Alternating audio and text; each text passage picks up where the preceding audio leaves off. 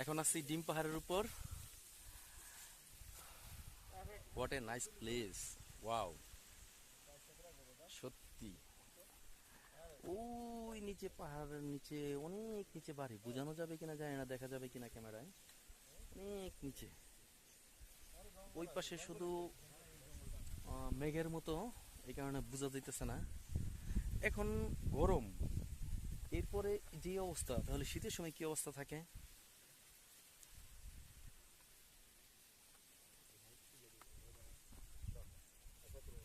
এই হচ্ছে ডিম পাহাড়, ডিম পাহাড়ের উপর আমরা দাঁড়িয়ে আছি।